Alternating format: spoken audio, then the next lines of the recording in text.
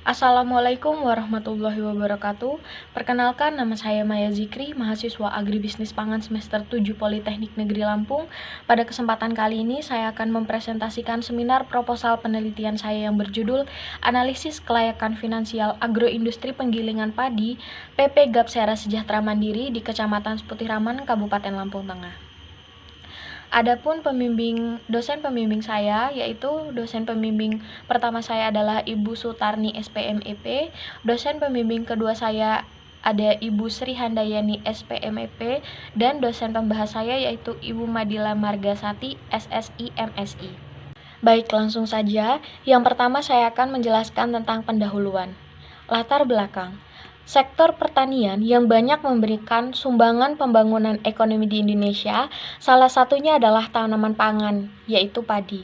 Jumlah produksi padi di Indonesia pada tahun 2019 mencapai 54,60 juta ton GKG. Provinsi Lampung merupakan salah satu sentra produksi padi nasional. Pada tahun 2019, produksi padi Provinsi Lampung mencapai 1,9 juta ton. Kabupaten Lampung Tengah merupakan penyumbang produksi padi terbesar seprovinsi Lampung dengan jumlah 454.645 ton pada tahun 2019 menurut Badan Pusat Statistik. Cukup besarnya produksi padi di Provinsi Lampung membutuhkan penanganan pasca panen yang tepat agar hasil produksinya dapat diolah dan dimaksimalkan hasil jadinya. Pengelolaan pasca panen sendiri bertujuan untuk menekan tingkat kerusakan hasil, meningkatkan daya simpan dan daya guna suatu produk. Penanganan pasca panen hasil pertanian meliputi semua kegiatan pelakuan dan pengolahan terhadap hasil pertanian yang sifatnya harus segera ditangani untuk meningkatkan mutu dan daya guna lebih tinggi. Pada komoditas padi sendiri, tahapan pasca panen meliputi pemanenan, perontokan, perawatan, pengeringan, penggilingan, pengolahan, transportasi, dan penyimpanan. Kecamatan Seputiraman merupakan daerah yang memiliki potensi untuk budidaya padi. Pada tahun 2019, Kecamatan Seputiraman merupakan sentra produksi padi terbesar se-Kabupaten Lampung Tengah dengan jumlah 11.318 menurut luasan panen.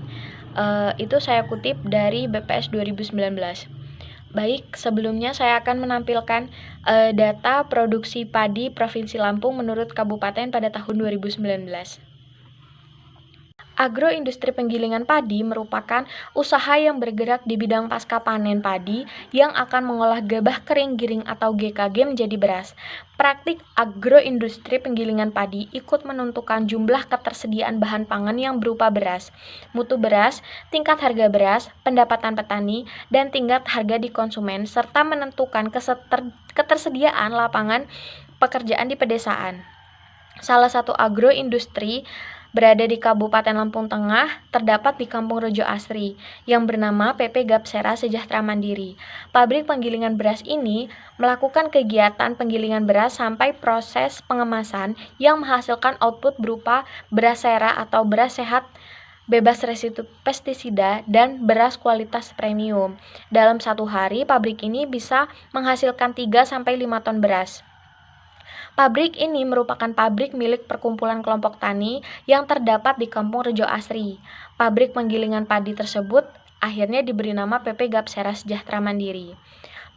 PP Gapsera Sejahtera Mandiri merupakan perkumpulan petani yang mendapatkan program dana hibah sebesar 2 miliar dari Lasnas BSM Umat. Lasnas BSM Umat merupakan lembaga sosial yang bergerak di dalam penghimpunan dan penyaluran zakat. 100 orang petani yang tergabung di dalam PP Gapsera Sejahtera Mandiri merupakan golongan kaum mustahik atau orang-orang yang berhak menerima zakat. Besarnya potensi bidang pertanian yang dimiliki Kampung Rejo Asri membuat daerah tersebut memiliki potensi dari segi produksi pertanian, namun belum ekonomis karena adanya kendala pada permodalan. Pemberian dana hibah dari bantuan Lasnas dialokasikan sebagai modal usaha tani, yaitu untuk pemberdayaan petani dengan memberikan pengadaan fasilitas, salah satunya adalah pembangunan pabrik penggilingan padi. Pabrik ini dibangun menggunakan dana hibah yang diberikan kepada para petani dan menghabiskan sebesar 1,5 miliar untuk pembangunan pabrik dan pengadaan alat-alat yang terdapat di dalamnya.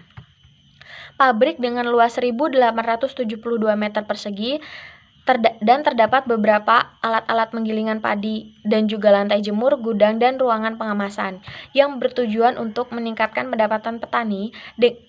Dengan adanya pabrik penggilingan padi ini, petani bisa menjual gabahnya langsung ke pabrik tersebut dengan selisih harga lebih tinggi dari gabah pada umumnya. Sebelumnya, petani menjual hasil panennya dengan sistem ijon yang membuat para petani tidak mengetahui persis berapa panen yang dihasilkan. Pendanaan yang diberikan oleh Lasnas adalah program yang bergerak di bidang kemanusiaan atau sosial. Tujuan dari program Lasnas tersebut adalah membantu kaum mustahik dalam meningkatkan taraf hidupnya. Namun, dalam kasus kali ini, walaupun tujuannya adalah sosial, tetap harus berorientasi pada ekonomi atau profit, yaitu keuntungan. Agar petani bisa terus mengembangkan usahanya yang kemudian akan meningkatkan kesejahteraan pada para petani. Dari adanya fenomena tersebut, maka penting dilakukan analisis kelayakan finansial. Analisis kelayakan finansial pada agroindustri penggilingan padi PP Gapsera Sejahtera Mandiri merupakan hasil penelitian ini nantinya sebagai bentuk rekomendasi yang dibutuhkan oleh para pengelola PP Gapsera Sejahtera Mandiri. Dan selain itu, jika usaha ini layak di masa yang akan datang, maka model pengembangan dapat menjadi model pengembangan bagi kaum mustahik. Baik, yang selanjutnya adalah tujuan penelitian. Tujuan dari penelitian ini yang pertama adalah mengidentifikasi biaya, penerimaan, dan keuntungan usaha penggilingan padi PP Gapsera Sejahtera Mandiri. Tujuan yang kedua adalah menganalisis kelayakan finansial usaha penggilingan padi PP Gapsera Sejahtera Mandiri, dan tujuan yang ketiga adalah menganalisis sensitivitas usaha penggilingan padi PP Gapsera Sejahtera Mandiri. Baik, selanjutnya saya akan menjelaskan tentang kerangka pemikiran. Program Lasnas adalah program pengembangan ekonomi umat, terutama kaum mustahik, untuk bisa memperbaiki taraf hidupnya dengan memberikan dana hibah untuk modal pengembangan usaha yang dimiliki. Pada penelitian ini akan membahas program Lasnas yang memberikan dana hibah untuk pengembangan usaha para petani yang tergabung dalam PP Gapsera Sejahtera Mandiri, di mana 75% dana yang dihibahkan adalah untuk pembangunan dan pengadaan alat-alat pabrik penggilingan padi PP Gapsera Sejahtera Mandiri. Melalui penelitian ini akan diidentifikasi biaya, penerimaan, dan keuntungan serta mengkaji kriteria kelayakan yang dilihat dari aspek finansial yang didasarkan pada kriteria kelayakan seperti NPV, Net BCI, RR, dan Payback Period. Jika hasil analisis finansial menunjukkan bahwa usaha tersebut layak, maka usaha tersebut bisa untuk dilaksanakan dan dilanjutkan dengan melakukan analisis sensitivitas yang bertujuan untuk melihat apakah usaha ini tetap layak dilakukan jika terjadi perubahan harga bahan baku solar sebesar 5%. Jika hasil analisis finansial menunjukkan bahwa usaha tersebut layak, maka usaha tersebut bisa untuk dilaksanakan. Dan jika analisis finansial menunjukkan tidak layak, maka perlu dilakukan evaluasi oleh perusahaan. Perbedaan penelitian saya dengan penelitian terdahulu terletak pada jenis usaha yang saya teliti. Jika pada penelitian sebelumnya, analisis finansial pada pabrik penggilingan padi adalah pabrik penggilingan padi yang kegiatan usahanya bergerak di bidang jasa penggilingan padi. Sedangkan pada penelitian saya kali ini adalah penggilingan padi yang berbentuk agroindustri. Pabrik ini membeli gabah yang nantinya akan digiling menjadi beras dan dikemas dengan label mereka sendiri kemudian dipasarkan. Hasil penelitian ini nantinya digunakan sebagai bentuk rekomendasi yang dibutuhkan oleh para pengelola PP Gapsera Sejahtera Mandiri. Dan selain itu, jika usaha ini layak di masa yang akan datang, maka bisa dijadikan model pengembangan kaum mustahik. Namun, batasan penelitian ini hanya pada pabrik penggilingan padi, tidak pada usaha pertaniannya. Yang selanjutnya adalah kontribusi penelitian. Yang pertama, untuk instansi atau kampus yaitu Politeknik Negeri Lampung sebagai bahan tambahan perbendaharaan perpustakaan dan sumber informasi peneliti selanjutnya dalam bidang yang sama. Yang kedua, bagi pengembangan ilmu. Hasil penelitian ini dapat memberikan masukan yang berguna tentang kelayakan finansial usaha penggilingan padi dan tingkat sensitivitasnya terhadap perubahan-perubahan yang terjadi pada manfaat biaya. Yang selanjutnya sebagai informasi bagi pelaku usaha yang ada di pabrik penggilingan padi PP Gapsera Sejahtera Mandiri, dan selanjutnya untuk lembaga-lembaga terkait lainnya dalam pengadaan kebijakan mengenai usaha penggilingan padi. Baik, yang selanjutnya saya akan menjelaskan tentang bab 2, yaitu tinjauan pustaka. Yang pertama adalah definisi beras. Beras adalah hasil utama yang diperoleh dari proses penggilingan gabah hasil tanaman padi yang seluruh lapisan sekamnya terkelupas dan seluruh atau sebagian lapisan bekatulnya telah dipisahkan, baik berupa butir beras utuh, beras kepala, beras patah maupun menir. Yang selanjutnya adalah standar beras menurut SNI. Standar beras menurut SNI digolongkan ke dalam 4 kelas mutu, yaitu premium, mutu 1, mutu 2, dan mutu 3. Yang selanjutnya adalah kilang padi. Kilang padi adalah suatu tempat pengolahan gabah menjadi beras. Kilang padi juga merupakan tempat penampungan gabah atau padi yang berasal dari hasil panen masyarakat yang kemudian dijual kepada agen pengumpul dan kemudian dijual kepada kilang padi tersebut sesuai dengan harga setempat. Baik, yang selanjutnya adalah teori biaya produksi. Biaya produksi adalah semua pengeluaran yang dilakukan oleh perusahaan untuk memperoleh faktor-faktor produksi dan bahan-bahan mentah yang akan digunakan untuk menciptakan barang yang diproduksikan perusahaan tersebut. Yang selanjutnya adalah aspek finansial. Aspek finansial atau keuangan yang dianalisis dalam kelayakan agribisnis berkaitan dengan kebutuhan dana untuk investasi dan modal kerja, penggunaan dana, anggaran biaya, proyek penerimaan, proyeksi laba rugi, dan jadwal pengembalian pinjaman. Menurut Ibrahim Yakub pada bukunya tahun 2019 mengatakan bahwa analisis kelayakan finansial menyangkut dengan biaya investasi, modal kerja maupun titik pulang pokok, dan perhitungan profit, keuntungan atau laba. Yang selanjutnya adalah arus kas atau cash flow. Arus kas merupakan suatu laporan keuangan yang berisikan pengaruh kas dari kegiatan operasi, kegiatan transaksi investasi, dan kegiatan transaksi pembiayaan atau pendanaan, serta kenaikan atau penurunan bersih dalam kas suatu perusahaan selama satu periode menurut Bambang Rianto pada tahun 2009. Laporan arus kas mengandung 2 macam aliran arus kas, yaitu cash inflow dan cash outflow. Yang selanjutnya adalah kriteria investasi. Ibrahim Yakub pada bukunya tahun 2003 mengatakan bahwa tujuan dari perhitungan kriteria investasi adalah untuk mengetahui sejauh mana gagasan usaha atau proyek yang direncanakan atau dijalankan dapat memberikan manfaat atau benefit, baik dilihat dari financial benefit maupun social benefit.